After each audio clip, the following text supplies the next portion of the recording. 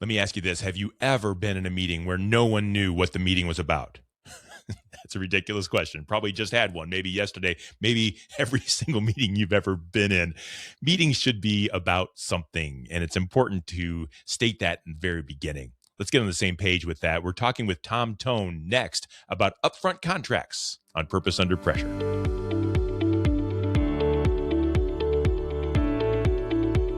Well, welcome back. My name's Brian. This is Purpose Under Pressure. It's a podcast about developing sales and leadership success on purpose and under pressure. It's brought to you by the professional sales and leadership training team at Sandler by the Ruby Group. You'll find them in Akron and Columbus, Ohio. They're in Jacksonville, Florida. They're in Capital Region, New York. They serve businesses all across the country. I think international businesses as well. So wherever you are, they can be as well. They do their work on purpose so that you and your team can represent that way. If you think of your salespeople, if you think of your leaders out in public, out making deals, creating relationships, you want them to do that in a way that you're proud of, in a way that you design, in a way that you kind of anticipate that they will. That takes practice. That takes purpose. And those are the kind of things that Sandler by the Ruby Group can help you with. I would suggest you connect with them online at therubygroup.sandler.com. The Ruby Group, master the pressure, lead with purpose, deliver results. So let's get cooking. Today, we're going to talk about really one of my favorite Sandler tools in the Ruby Group tool belt. It's the upfront contract. Really love the things that I've learned about that over the years. And I want to talk about that with you today and talk about taking it to the next level. So it's, folks, just a precursor in just about every situation that you can think of, anything. Personal relationships, business relationships, talking to your kids. If you don't have some kind of a contract, you're going to have issues somewhere along the way. And I don't mean a lockdown, lawyer written, signed in blood contract. I mean, we need to know what's going on. We need to know what the deliverables are, what we should be thinking about in the future. We need to take time to make sure we all understand each other. And that's what an upfront contract can do, or really any kind of contract. So let's talk about that, the way Sandler defines it, and who better to do that with than my friend, Ruby Group partner and trainer, Thon. Thon, welcome to Purpose Under Pressure. Brian, great to be with you. I'm really glad you're here. Let's set the stage quickly, Thon. I want to talk about how Sandler by the Ruby Group defines the upfront contract. So it is not a written document. Nope. You know, we're not signing here, press firmly, third copy is yours. Right. An upfront contract is a series of mutual agreements between you and your audience. And that audience could be coworkers, it could be prospects, existing clients, family members, as you referenced. Mm-hmm. And there are, by definition, there are 5 elements to an upfront contract. And in Sandler defined terms, we talk about time. How much time do we have for this conversation, this meeting? Start time, end time. What is the purpose? Why are we here? We typically find that most everyone in their life have been in some kind of a meeting where they weren't sure why they were there, how long it was going to last. Why is he here? Why is she there? Who's running? Where are we going? And so it's designed to make sure there are no surprises. The last 3 elements are, there are 2 agendas. Yours, I want to know what's on your list for us to talk about today to ensure it's a good use of your and my time. Also, I have an agenda.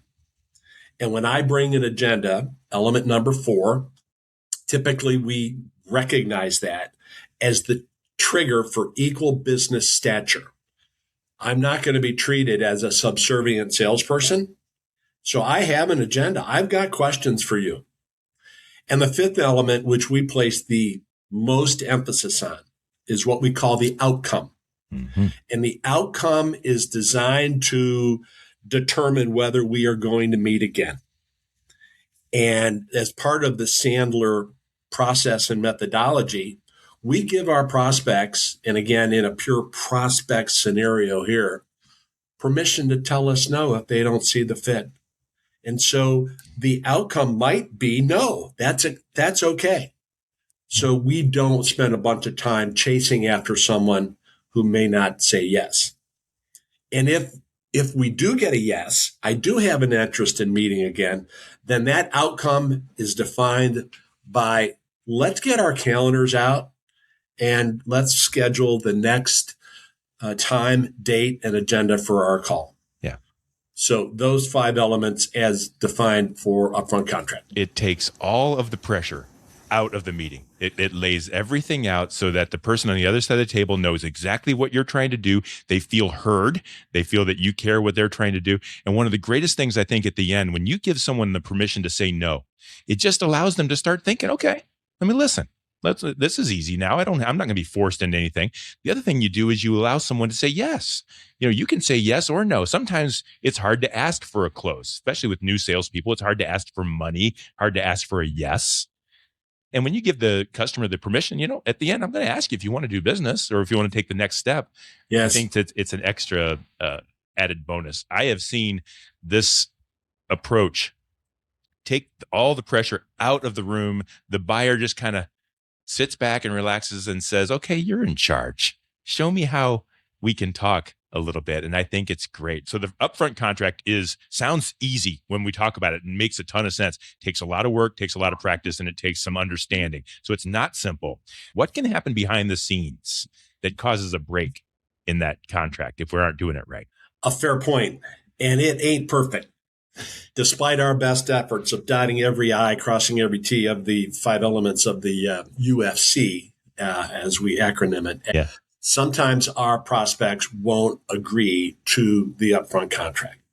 And again, staying in a prospect mindset here in terms of developing new business and opportunities for new conversations. We just have to do what we can and what's in our control to make sure that it's going to be a good use of our time. And back to this equal business stature thing in terms of my value proposition. And my time is just as valuable as yours. I'm not going to be treated like a subservient salesperson. And so the beauty of the upfront contract is that it's designed to give us control in a respectful way. It also is designed to give us credibility and an opportunity just to have a meaningful conversation. But at the end of the day, we want, it's not like we're arm wrestling for control, but in a respectful and mutually agreeable way, we're just going to have a conversation about whether or not we should keep talking. But I'm also, the time element, just to emphasize that, I want to protect my time and respect yours. And by protecting mine, I'm setting clearly defined terms of how long we're going to meet. So we don't end up getting into a conversation with a high I on the disc. It's got nothing better to do. And all of a sudden, I'm 75 minutes into this call and we're just kind of going nowhere.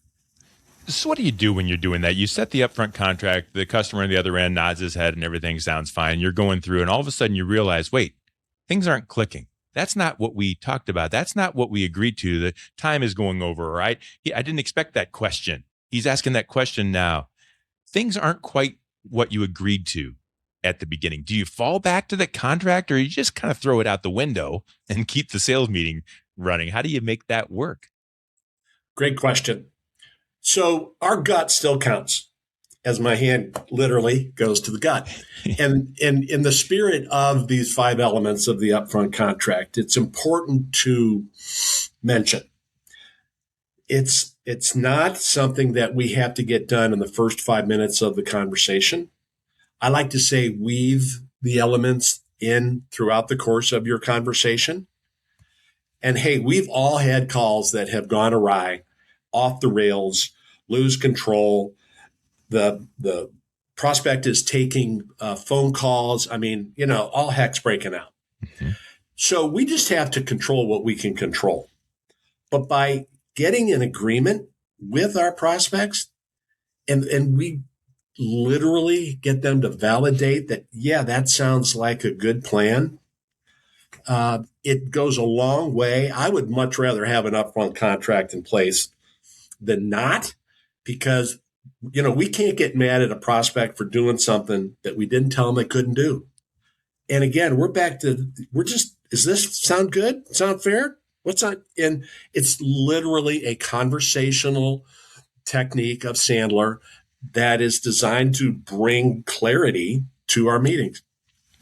Do you feel comfortable sharing with me, Tom, how a sales meeting begins without an upfront contract, and then how a sales meeting might begin with one? Because the other thing I've learned over my years as a salesperson is that if you're not Sandler trained, or if you haven't heard at least of the upfront contract and practiced it yourself, you're not using it. The competition's not doing that. Mm-hmm. Can you tell me a little bit about what you think so that a seller out there that's listening going, wait, what are they talking about? If you're sounding like this, you need to start using upfront contract. Take a shot at that, Tom. So specific to a sales meeting. Yeah. And I'm reminded of a little nugget I picked up fairly recently.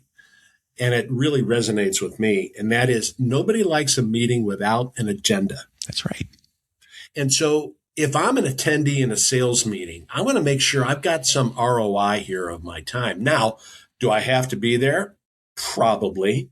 But from a leadership standpoint, I want my sales manager or whomever in that leadership role to be prepared and to communicate clearly about what our goals are for our collective time together. And one element of the 5 for the upfront contract is your agenda. So in this case, the salespeople's agenda in that sales meeting scenario. And there's a benefit to the salesperson in the sense that I'm being heard. I have an agenda item that's coming bottom up as opposed to the sales management agenda top down, which is okay. Sales leadership, we still need to be running the meeting and we've got a list of things that we have to communicate. But when we ask for your agenda, what topics do you have on your list for us to cover today? Or better yet, I've solicited that feedback prior to the meeting via email. And now I've got some feedback from the couple of members of the team. And it becomes more inclusive and maybe a little bit more emotional attachment from a seller's perspective to that time for that meeting. Yeah. I just know I've been in many meetings where I sit down, the person on the other side of the table sits down. The person on the other side is the leader, usually of the organization. They're kind of a high I or whatever the number is, the letter is, and they just take over. Okay, here's what I want to do. Here's what I want to do. And you just sit back like an order taker and you wait for that person to finally stop talking so that you don't even know what's going on anymore. You've lost your agenda. And when you start the meeting with the upfront contract, it gives you control. And it just feels great. If we were to start this podcast and I would say, hey, Tom, welcome to the show. So what do you want to talk about today?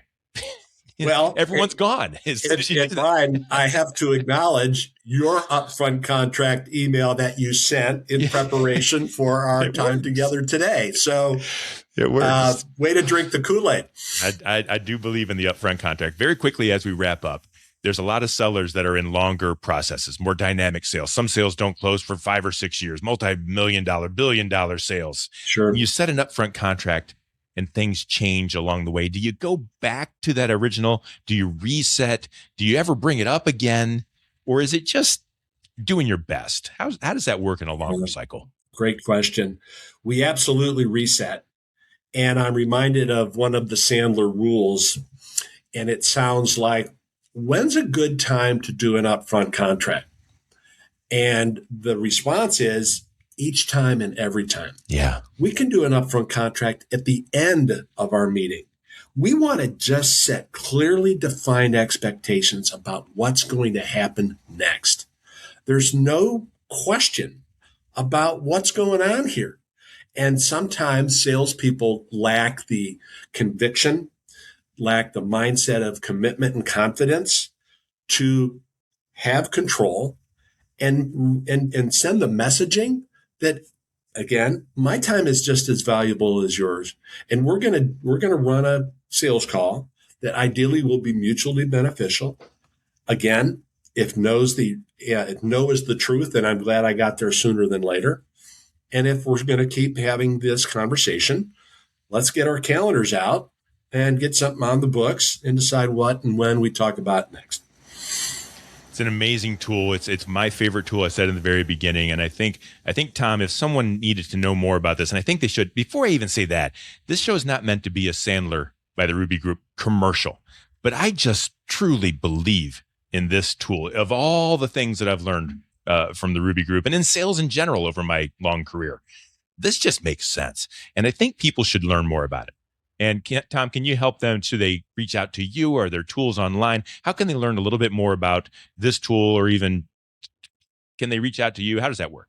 So the upfront contract is, as you referenced, a very well-established technique from Sandler. It has been around for a really long time. It is an easy online search. And of course, to go to the rubygroup.sandler.com, there's all sorts of upfront contract content there as well, contract content.